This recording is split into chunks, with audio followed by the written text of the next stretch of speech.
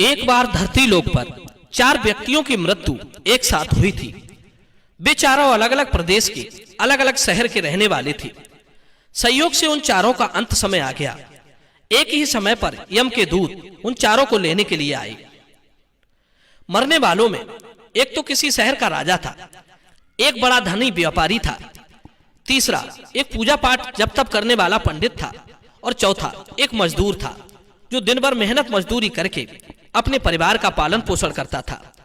चारों की आत्मा को यमदूत लेकर धर्म की सभा में पहुंचे।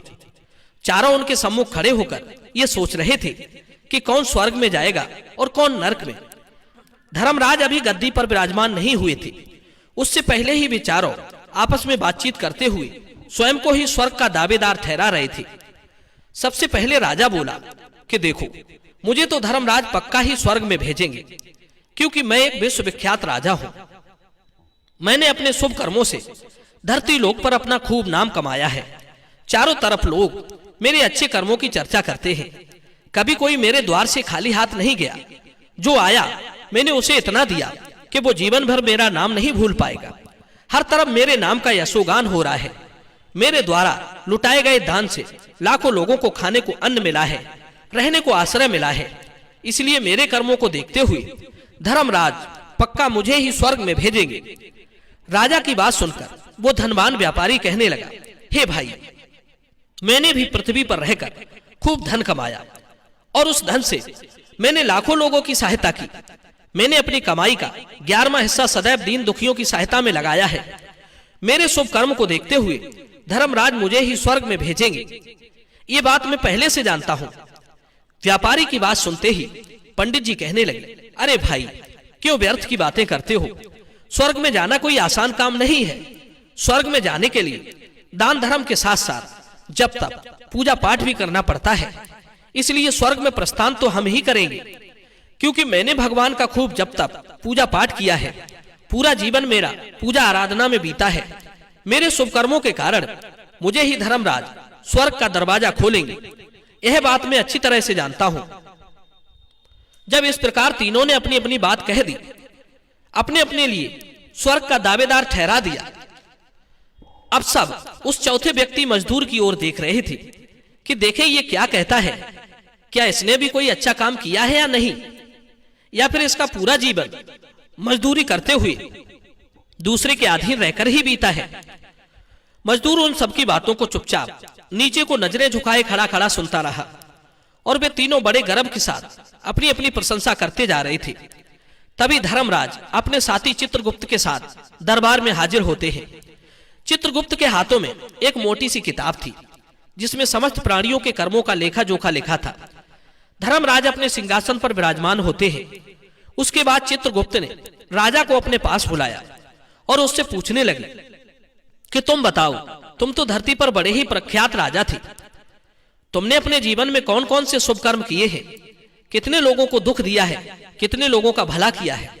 मैं अपनी पुस्तक में देखकर यह फैसला करूंगा कि आप स्वर्ग में जाने के अधिकारी हैं या नहीं हैं। तब बड़े गर्व के साथ राजा अपने कर्मों को बताता है, हे भगवान, मैं एक बहुत बड़े राज्य का स्वामी था। मेरा राज्य बड़ा ही समृद्ध और खुशहाल था। मेरे राज्य में दीनहीन बहुत ही कम थे। सब मेरी छत्र छाया में बड़े आनंद के साथ जीवन यापन कर रहे थे। मैंने अपने राज्य के लोगों को किसी चीज की कमी नहीं होने दी। हर भूखे को भोजन मिलता था। लाखों की धन माया उन्हें रोज दान की जाती थी। प्रजा के लोग मुझसे बहुत खुश रहते थे। दिन रात वे मेरा यशोगान करते थे। यही मेरे जीवन के अच्छे कर्म हैं। राजा की बात सुनकर चित्रगुप्त ने अपनी पुस्तक में देखा और देखने के बाद राजा से कहा, तुम्हारा कथन सत्य है।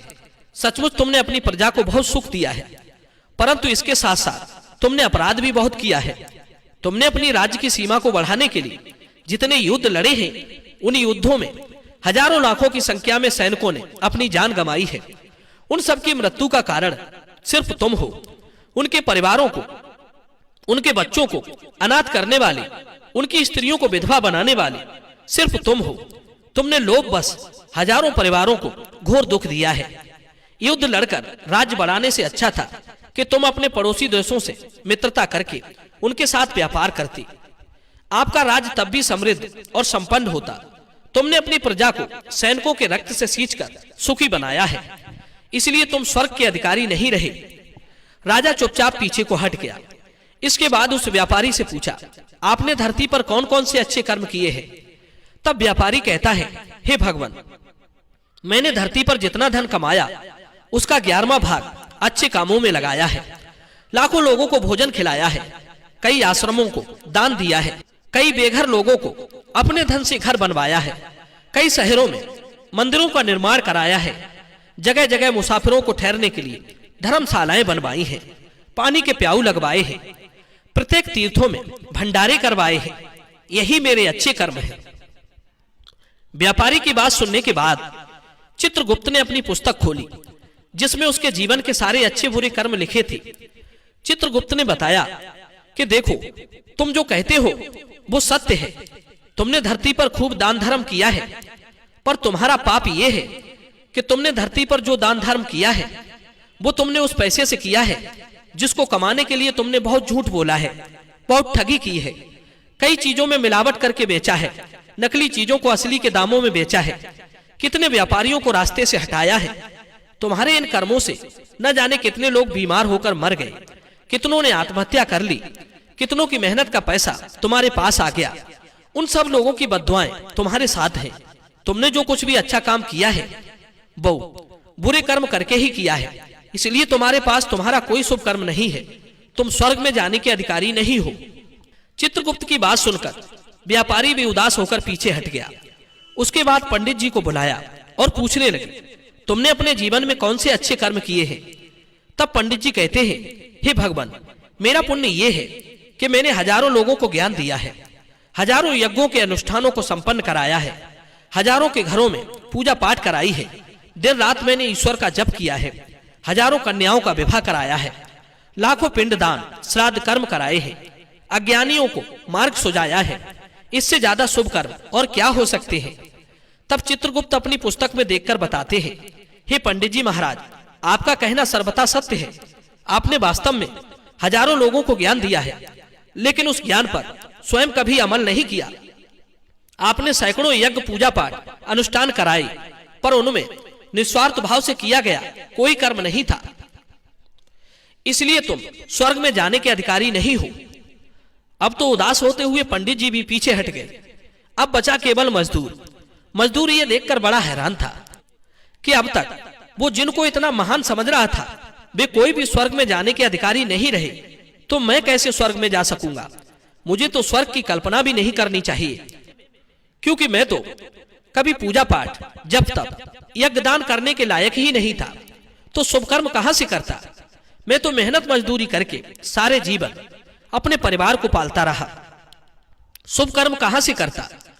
मजदूर ये सब सोच ही रहा था। इतने में चित्रगुप्त ने उससे भी आवाज लगाई और उससे पूछा, हे मजदूर भाई, और उससे भी पूछा। तो मजदूर पहले ही कहने लगा, भगवान, मैंने धरती पर एक गरीब घर में जन्म लिया। यज्ञ दान हवन पूजा पाठ करने के मैं लायक नहीं था। मैं शुभ कर्म कहां से करता? मुझे तो अपने परिवार का भरण पोषण ही कर पाया। मैं जानता हूं भगवान कि मैं स्वर्ग जाने का अधिकारी नहीं हूं। मैंने धरती पर भी नरक भोगा है और यहां भी भोगूंगा, पर मेरी एक हार्दिक इच्छा है, मैं स्वर्ग में तो जा नहीं पाऊंगा।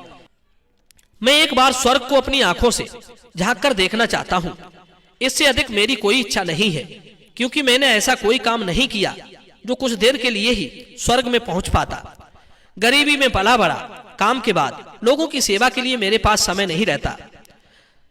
बचा हुआ समय मैं अपने बूढ़े माँ बाप की सेवा में लगा देता था। उनके लिए औषधि पीसता था, उन्हें खिलाता पिलाता था, उनके वस्त्र बदलता था, उन्हें नहलाता धुलाता था।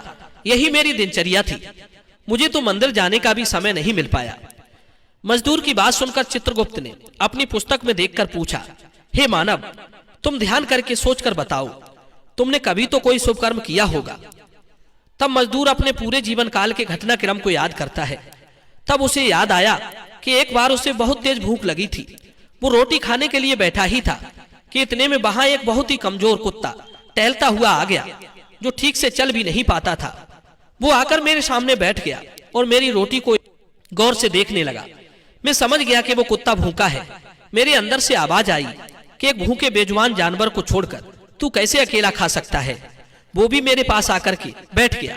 मैंने वो रोटी स्वयं ना खाकर उस कुत्ते को खिला दी। उस दिन मैंने पूरे दिन भूखे पेट रहकर ही काम किया था। मजदूर की बात सुनकर चित्रगुप्त मुस्कुराए और उसका हाथ पकड़ करके बड़े सम्मान के साथ उसे स्वर्ग में लेकर गए और बोले, वास्तव में आप ही स्वर्ग में रहने के अधिकारी हो। आपका वो त्याग और उस मूक पशु पर दया दिखाना ही सबसे बड़ा शुभ कर्म है।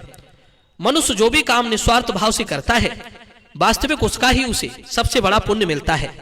निस्वार्थ भाव से किया गया जन कल्याण के लिए काम आपके सैकड़ों पापों को नष्ट कर देता है। लोभ, लालच, मोह और स्वार्थ के वशीभूत होकर किया गया शुभ कर्म भी फलदायी नहीं होता। इसीलिए ध्यान रहे, जीवन में अच्छे कर्म अच्छी भावना के साथ करना चाहिए। ऐसा नहीं होना चाहिए कि आपने किसी से धन छीनकर या चुराकर कमा लिया और बाद में उसी धन को शुभ कर्मों में लगा दिया। वो धन आपको कभी नरक में जाने से नहीं बचा सकता। दोस्तों, मैं उम्मीद करता हूं ये कहानी जरूर पसंद आई होगी। तो चलिए वीडियो को लाइक कीजिए और चैनल को सब्सक्राइब कीजिए। मिलते हैं आपसे अगली वीडियो में एक और चर्चा के साथ। आप सभी का बहुत बहुत धन्यवाद। जय श्री कृष्णा।